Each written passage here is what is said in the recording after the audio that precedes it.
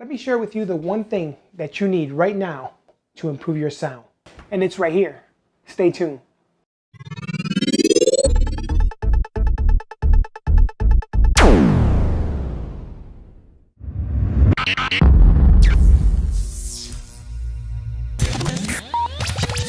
What is up, YouTube? Welcome back to my channel. I am your host, LA. Thank you for joining me today. First off, I want to thank all my subscribers. Thank you for the comments. Thank you for the thumbs up. So the comment/question came from a subscriber named DJ Jazz. And this is what he says. Dude, the studio is sounding so good. Can you do a video of this? The sounds are so clean. DJ Jazz? Of course I will. So what is that number one thing that you should have in your studio? Thank you for asking. Let me show you.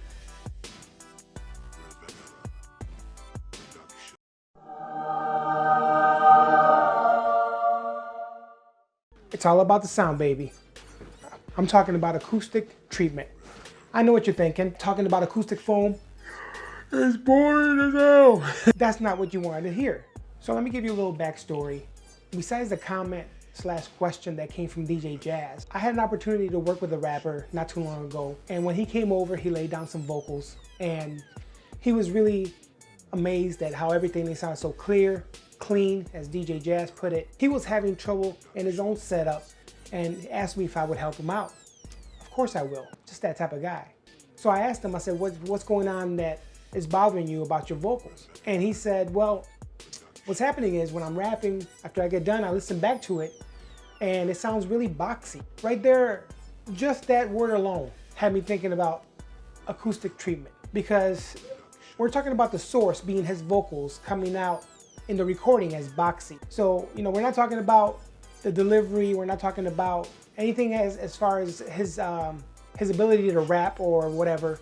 We're talking about what he is hearing back. He brought it with him, so I heard it, and it did sound boxy. Something was off about it. So I said, you know, the best thing I can do is let me just go to your studio and see what you got going on. So I came over there. He had a typical setup, nice little room, microphone, audio interface, laptop, speakers, headphones. So as I got to looking around, the first thing that caught my eye was that there was hardly any treatment in the room. I mean, acoustic treatment. The walls were pretty bare.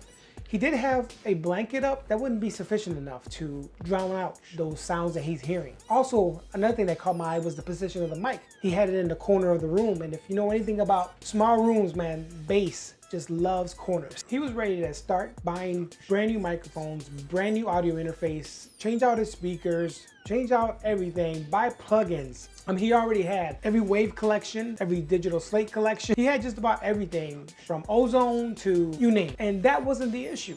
The issue was that his room wasn't treated with acoustic foam, with any kind of acoustic treatment to be able to help out, block out those unwanted sounds and try to help filter those out. So I told him, I said, the best thing you can do is just to invest a little bit of money on some acoustic foam, and then we'll get back together and I'll show you where to place it, and then we'll be able to jump out from there. Quick disclaimer, I am not claiming to be an expert on acoustic treatment. So once he had that acoustic treatment up though, he sounded excellent. You know, it was all the reflections that were coming off the wall that were making him sound boxy. I mean, it's a, you know, you got a square room, sound is reflecting everywhere. So before you go invest money in a brand new microphone because you think your mic is no good or your audio interface doesn't have that high quality, before you go spending any money on any type of gear, my first suggestion would be to invest in some acoustic treatment for your room, because that's where it's gonna really begin to form your sound. And you can upgrade all you want, but if you're not treating your rooms, your walls, your corners with proper treatment, you're always gonna get the same type of sound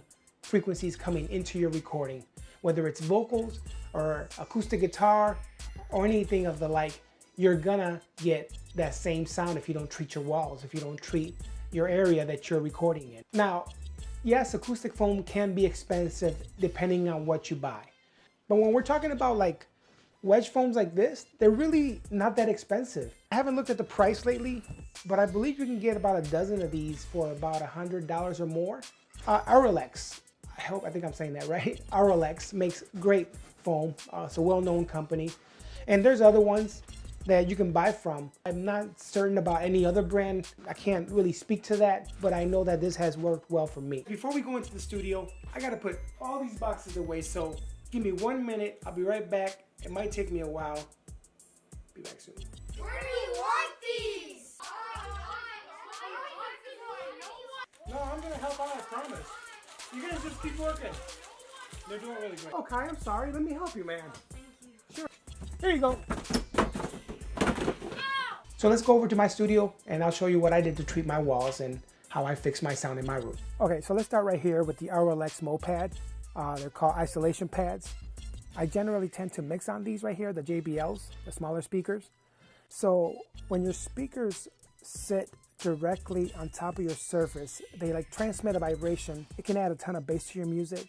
The bass isn't really there. You ever put your mix in the car and you're like, man, what happened to all that bass I was hearing? This could be a problem right here, is that you have your speaker sitting on top of your surface and not isolating that low end. So it gives you a false sense of bass that is not really there. That's one good place to start, just isolating your speakers on top of your desk. So these are corner bass traps. You can generally pick these up for about $79 for a pair. So it's a little more pricey, but this is really one of the second place where I would start putting acoustic treatment up in your room. And that would be right here, right around the corner of your rooms. Now I have these set up on all 4 corners of my room, all the way around the room. I lined them up all along the corner, right here.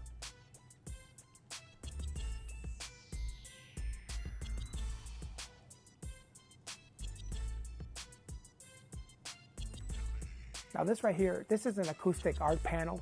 You see the wedges, the wedge foam on top. And I have a window right here. So I covered up my window. That's another thing that I noticed. This rapper, he was not covering up his window. I cover up my window. This is called an acoustic, it's made by Acoustic Mac. It's an acoustic art. So now these are 4 feet by 2 feet by 2 inches thick. I have some wedge foam with some smaller panels there. All that is just absorbing reflection. And as you can see, the white here, that's another white panel. That's a 4 by 2 by 2 inch panel. And another one back here, a smaller one in the corner. And that goes like that all the way around. I do apologize, I have a lot of stuff all around my room, so it's hard to see everything. But here's another acoustic art panel. These are more expensive. These are actually about $150 a piece. You know, you don't have to go that extreme. I did it for not only for sound, but for style also. That was just my preference. You don't have to do it that way. You can find them a lot cheaper than that. I also have one right here by my door. So I put one on the door because this door is pretty hollow. So I placed one there, and there's a door back here too. So I have 2 doors in my room. So I placed one right back here also.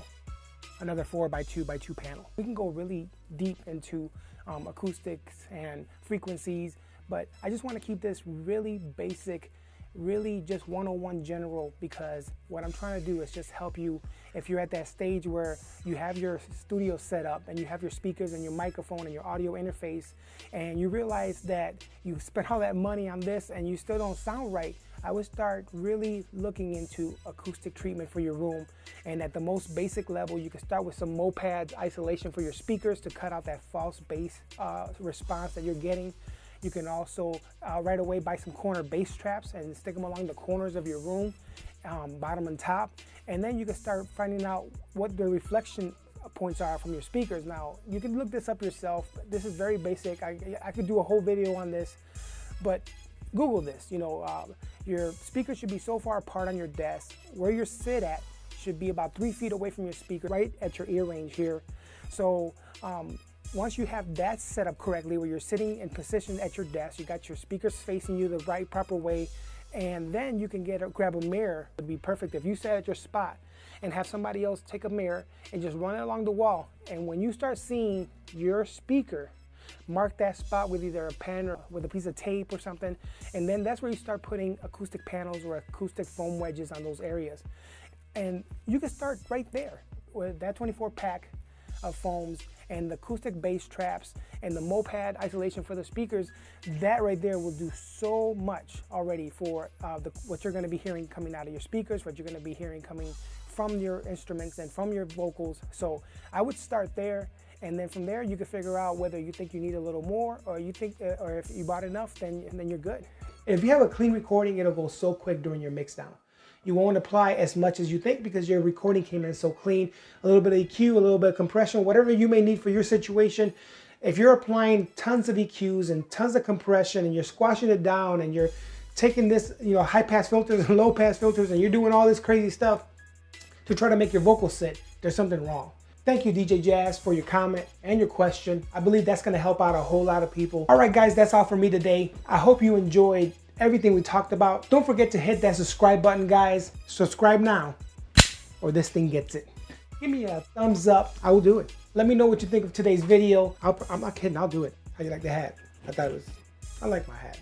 It's good. I like it myself, personally. I don't.